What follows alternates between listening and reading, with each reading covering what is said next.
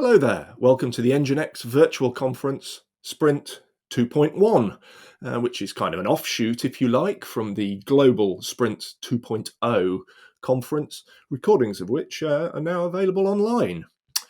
Version 2.1 is dedicated to the Asia-Pacific region, with content specifically in Japanese, as well as Chinese and English. I'm Joe Green. I'm a technology journalist who writes for TechWireAsia.com, and I also present the Tech Means Business podcast. And on this rather chilly British winter morning, it's my pleasure to host this informal fireside chat about NGINX and NGINX Plus, as it's found in production settings. The rough title, I guess, is Service Construction Brick by Brick, Containers, Microservices, and Secret Sauce. My own history with NGINX, I guess, started with becoming aware of the platform really as an alternative to the Apache web server in the late 2000s. And when I started running servers of my own in my own home test lab, I began to use NGINX as a simple reverse proxy to direct services to the right box on my LAN from a single outside public IP address. However, I doubt that you all out there have such limited experience as me. And I know that the people listening and watching today are using NGINX professionally. Out there will be, for instance, systems administrators, developers, IT managers, whole SecOps teams, networking professionals of all flavors and varieties, and a few application infrastructure teams as well, I'm sure. Now, since I started using NGINX, its capabilities have developed. And now, of course, it's used for all sorts of different things, an API gateway, WAF, web application firewall, load balancers, and much more. In fact, it's becoming really the go-to framework to support all manner of modern services and applications, something we'll be learning about today. Buzz phrases, for instance, I'm hearing at the moment around NGINX, and in particular in this space, might include, for instance, containers, gateway management, the cloud, scalability, elasticity, service mesh, Kubernetes, container deployments. That's really a lot to get through there. So I guess we better get on. Like many open source projects, of course, NGINX supports its developers by means of a paid tier, in this case, NGINX Plus. And that tier adds functionality and support to the open source platform. But of course, one of the things we need to do today, and we will be doing, is clarifying the continuing status of the open source project, the free-to-use tier of the platform, as well as exploring some of the capabilities of the Plus paid-for tier. I'm delighted to be joined by three guests today, two of whom are experienced systems engineers with real-world experience using NGINX, both in open source and in the Plus variants, and a representative from NGINX himself, a very experienced engineer. I'm going to ask them to introduce themselves by way of a bit of background, if I may. But first, my first guest, Burzin Engineer, who's co-founder and CRO, Chief Reliability Officer of PhonePE. Burzin, tell us a bit about yourself, if you would, please.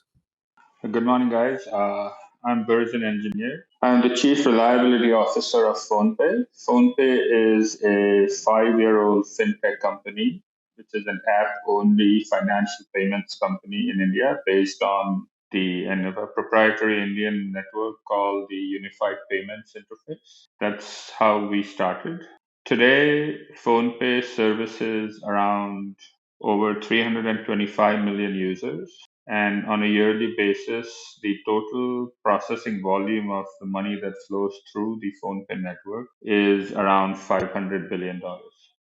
And Sumit Malhorta, who's CIO of Times Internet. Same for you, please, if you wouldn't mind just giving us a few words of introduction.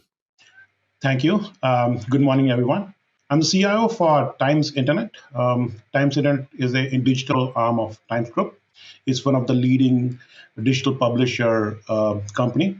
But we've grown, and we are right now a wide consumer platform serving over 110 million users daily and 500 million users monthly across a spectrum of consumer needs. We are currently present in media and entertainment, personal finance, real estate, restaurant space, and many others. I'm responsible for infrastructure, availability, and performance of their digital presence. And finally, we have Rob Whiteley, who's General Manager of NGINX, now part of F5, of course. Rob, a few words about yourself.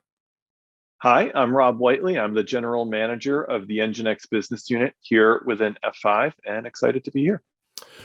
Rob, first question to you. It's the elephant in the room, I guess, really. There's a big concern amongst users that anything open source, really, as soon as it gains traction and becomes as wildly successful as NGINX is certainly becoming, a paywall lands and thumps down in front of us, and the open source element gets maybe even deprecated. Can you help alleviate those fears amongst the NGINX community? Yeah, if I were certainly a developer today, I would be concerned that I'm trying to prototype or develop a new application for my company. Suddenly a feature I was dependent on from a project I chose in that application stack suddenly moved behind a paywall, which is why I think for us, the most important commitment we want to make to the community is that, first of all, as a developer, you will always be able to use NGINX open source in production.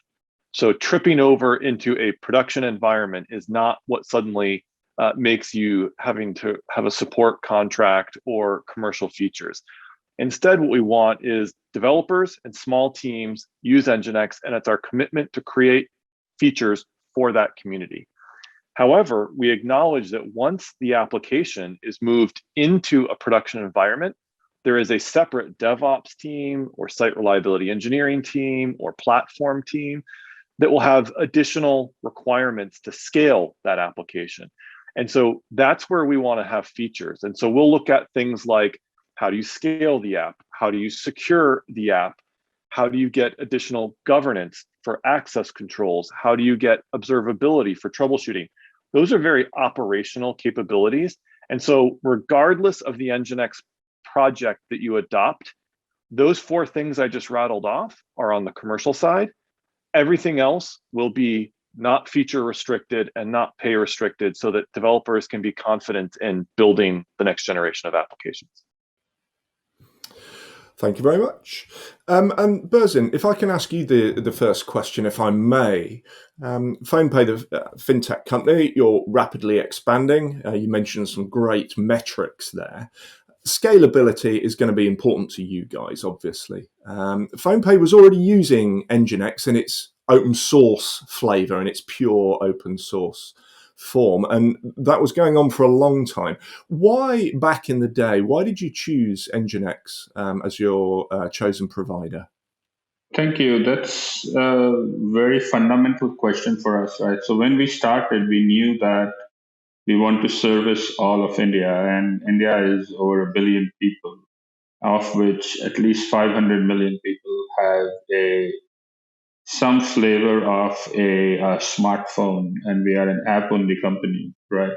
So with aspirations like that, our goal was to be able to use a highly distributed, scalable architecture, and for that we chose the Apache Mesos as our container framework.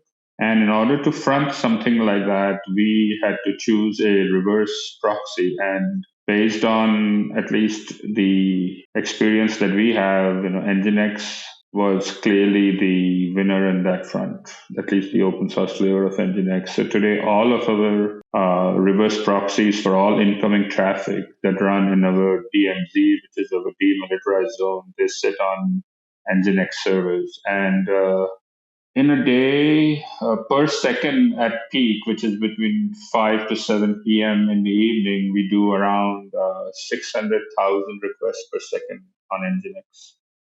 So a question to Sumit, Times Internet, your resources that you use to power your service, they're going to be subject to enormous changes in demand. Now, initially, I know that you were using hardware load balancers. What was happening with those during peak times?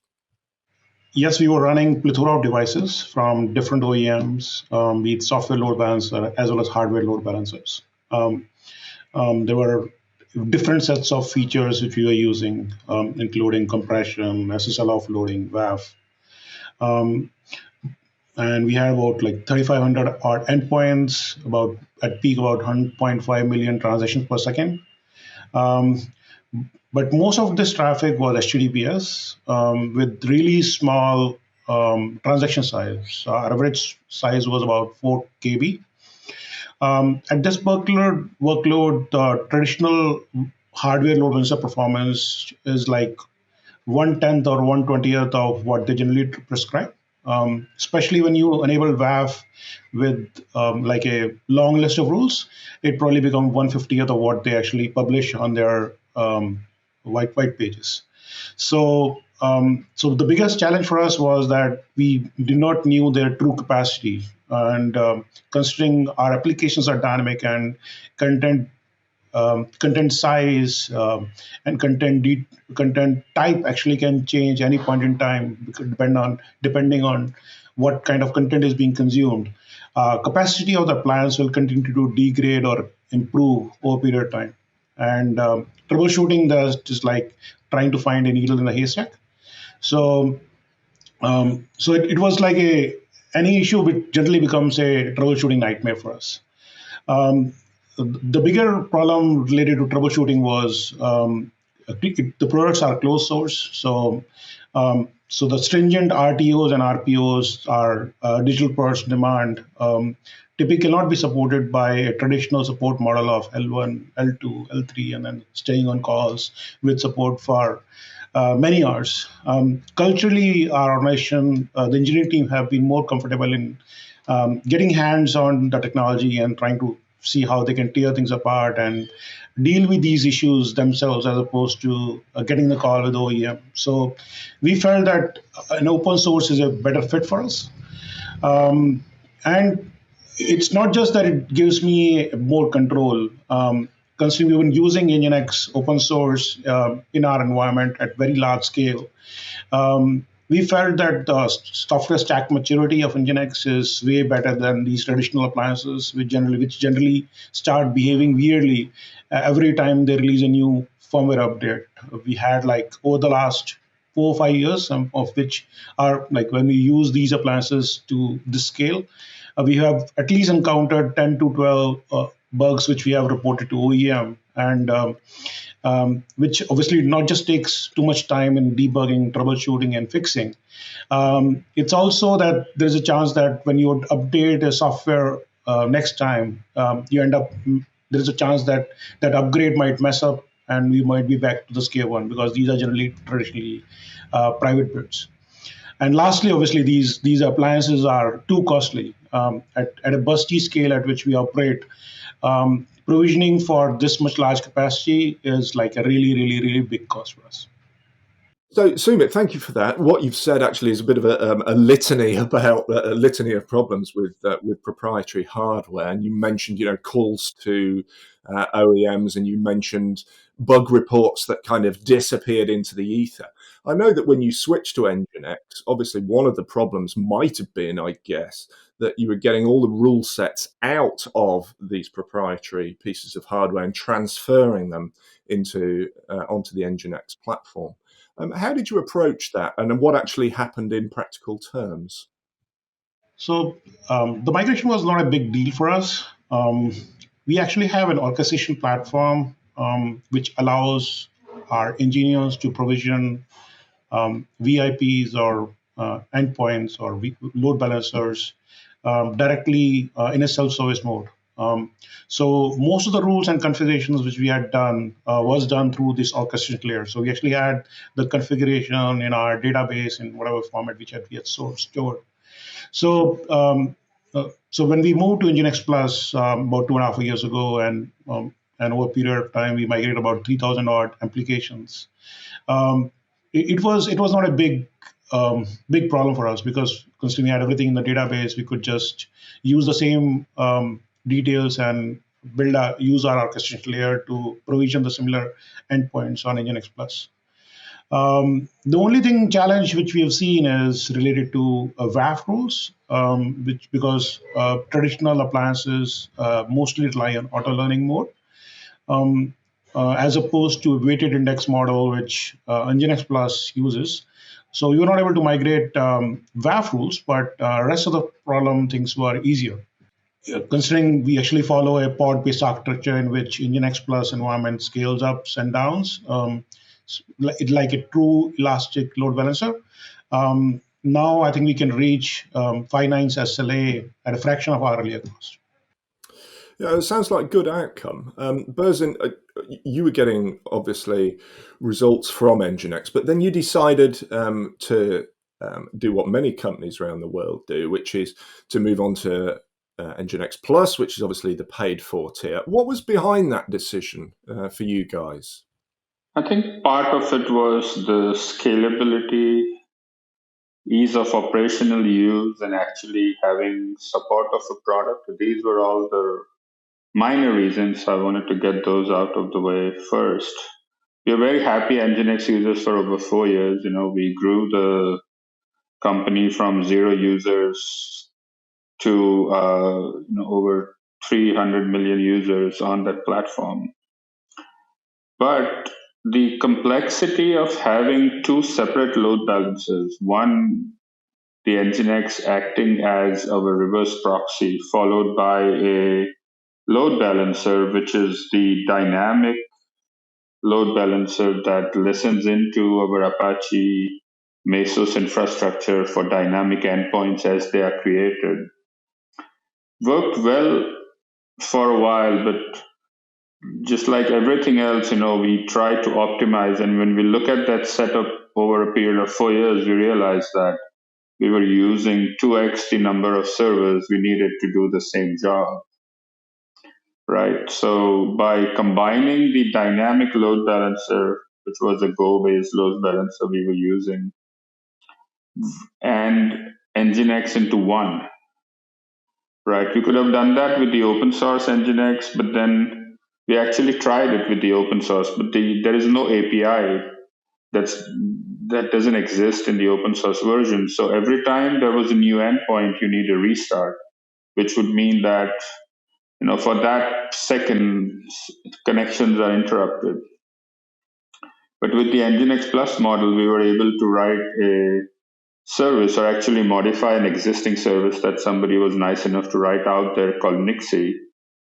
And we were able to now completely rid ourselves of the intermediate load balancer, which was only serving the purpose of being the dynamic listener for our container infrastructure. So by doing that, when you have less machines, there's less operational overhead. Not having 2 load balancers means faster response times to our end users and simplicity for the staff who's maintaining that infrastructure. And so those were some of the reasons why we moved to NGINX Plus. And it's been a good journey for us. I mean, from a usability standpoint, it looks and feels like NGINX, right? Performs like NGINX or better than NGINX, but comes with all these features that actually help us out, in our stage of the journey that we are in, and the maturity that we are trying to achieve, And Rob, if I can turn to you now, you said in the pre-show discussion that we had a moment ago that containers are the new virtual machines, the new VMs. Is it time, in your opinion, that companies got serious about containers and moved them out of the testing sandboxes and into production? Yeah, absolutely. I do think it's important for enterprises of all sizes to get serious about containers, to think about where they fit alongside their VMs and to do so in production. Let me give you a little bit of context, right? So every year we do our state of application strategy report. And from that, we know that more than 90% of enterprises are using Kubernetes in production. And you wouldn't use Kubernetes unless you were orchestrating containers at a fairly sizable scale. So if you're part of that 10%, yeah, it's time to get on board. Even if you're part of the 90%, chances are you're maybe only doing in pockets. That's why the next two stats are particularly interesting for me. GigaOM, the global research company, found that by 2025, containers will surpass virtual machines in terms of capacity within the enterprise. And they actually think that by 2030, they'll be virtual machines will be less than 10% of capacity. So this phenomenon is very real. It's something that I think companies need to learn how to operationalize quite quickly. And the good news is we have lots of patterns to follow, but it's definitely probably top of mind for every customer I talk to. Well, thank you very much for that, Rob. And unfortunately, we're kind of getting to the end of our time now. I think in conclusion, really, what I'd like to sum up with is that I guess today that APIs, as we know, about 70% of internet traffic, they're dominating, as are containers, Kubernetes deployment, service meshes, and of course the secret sauce binding it all together, which is NGINX open source software, coupled with NGINX Plus, which, as we've seen, is highly reliable, scalable, and secure. It's the secure application delivery structure I think that organizations already deploy, if not, but certainly will be giving some serious consideration to. So many thanks again to all three guests. We've got Burzin Engineer of PhonePE, Sumit Malhorta, CIO of Times Internet, and of course Rob Whiteley, General Manager of NGINX for F5. And so thank you all for joining us, and hope to see you all again soon. Bye for now.